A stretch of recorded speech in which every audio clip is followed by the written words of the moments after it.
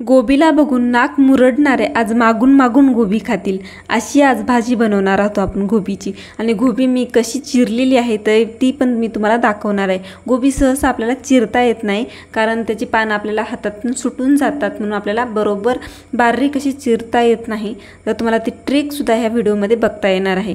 तर गोबी आपल्याला अगोदर काय करायचं आहे, त्याचे साल जे आहेत, वरचे पानं जे आहेत आपल्याला काढून घ्यायचे आहेत। वरचे 2-3 जे पानं असतील म्हणजे जे लागलेलं आहे त्या पानांना खराब माती वगैरे ते निघून जाते अशा प्रकारे। आणि गोबी आपण कापल्यानंतर धुवू नका, त्याच्यातलं जे काय आहे ते निघून जातं। तर अगोदर कापून जे पानं आहेत ते आपल्याला काढायचे आहेत आणि धुवून घ्यायचे आहे। त्याच्यानंतर मी अशा प्रकारे कापून घेणार आहे आता। तर गोबीचे आपल्याला 4 भाग करून घ्यायचे आहेत कापून अशा प्रकारे।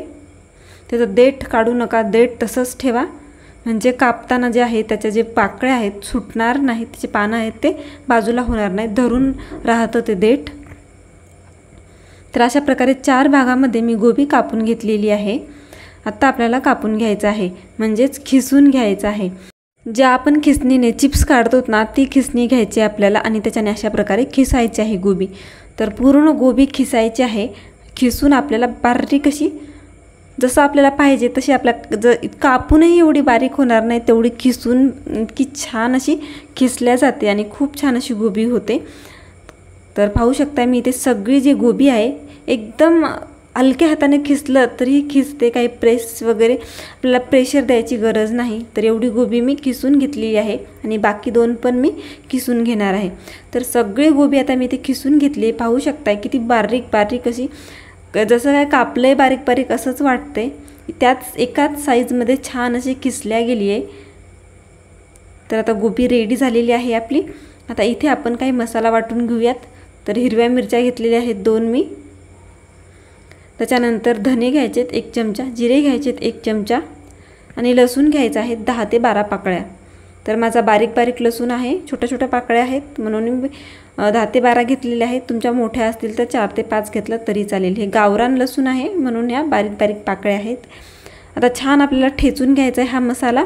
तुम्ही इथे अद्रक घातलं तरीही चालेल आणि इथे ठेचून घेतला आहे, बारीक असा ठेचलेला नाही आहे, ओबडधोबड आहे, तुम्ही मिक्सरला लावून घेऊ शकता।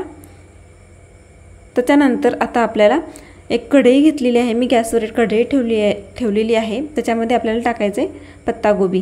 तर अशा प्रकारे मी टाकलेली आहे। आता किती जास्त वाटते, एकदम अशी कढई भरलेली आहे, पण थोड्या वेळाने जसं जशी ही भाजत जाईल तसं तसं कमी कमी होत जाते। तर आपल्याला तेलामध्ये जी ही गोबी आहे ती भाजून घ्यायची आहे।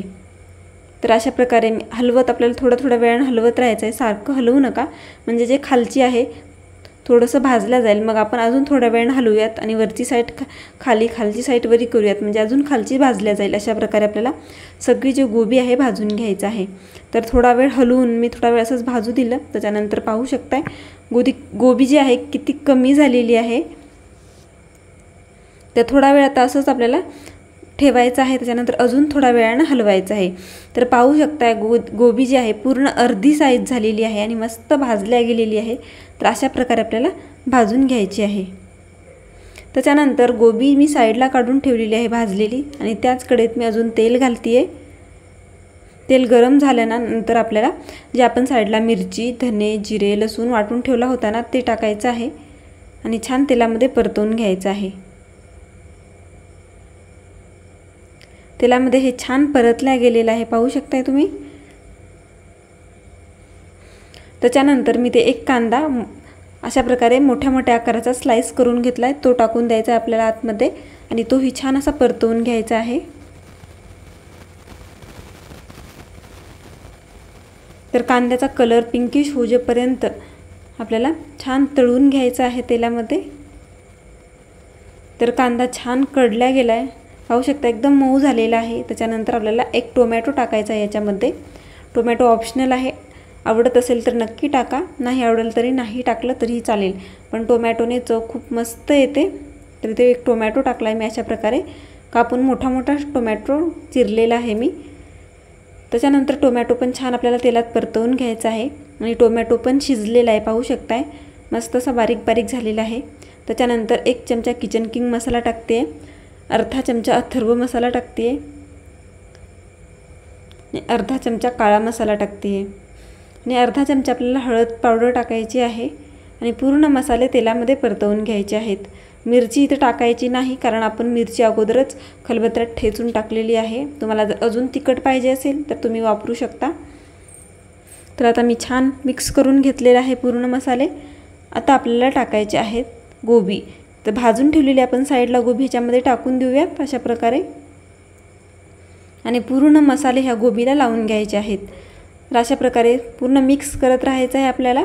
जोपर्यंत मसाले पूर्ण गोबीला लागत नाहीत तोपर्यंत मिक्स करत राहायचं आहे. तर मी छान मसाला लावून घेतलेला आहे. गोबीचा कलरही चेंज झालेला आहे. आता एक मॅजिक मसाला टाकायचा आहे आपल्याला. मॅजिक मसाला म्हणजे मॅगी मसाला. तर इथे मॅगी मसाला टाकलेला आहे. मॅगी मसाला टाकून पण आपल्याला मिक्स करून घ्यायचं आहे. मॅगी मसाल्याने टेस्ट खूप छान येते आणि ह्या मसाल्याची टेस्ट लहान मुलांना खूप आवडते. नक्की टाका. जर ही भाजी तुम्ही लहान मुलांसाठी बनवत असाल तर ते आवडीने खातील. त्याच्यानंतर आपल्याला टाकायचे चवीप्रमाणे मीठ. मीठ टाकून आपल्याला मिक्स करून घ्यायचं आहे अशा प्रकारे. तर मी छान मिक्स करून घेतलेलं आहे. आता आपल्याला झाकण ठेवायचं आहे. 2 ते 3 मिनटं आपल्याला असंच ठेवायचं आहे. गॅसची फ्लेम आपल्याला स्लो करायची आहे. त्याच्यानंतर मी इथे सर्व केलेली आहे भाजी. किती छान असा कलर आला आहे भाजीला, पाहू शकताय तुम्ही. बघून तोंडाला पाणी सुटेल लहान मुलांच्या. तुम्ही टिफिनला देऊ शकता त्यांना, किंवा तुम्ही ऑफिसलाही टिफिनला ही भाजी नेऊ शकता. नक्की ट्राय करा आणि व्हिडिओला प्लीज लाईक, शेअर, सबस्क्राईब करा. Bye bye.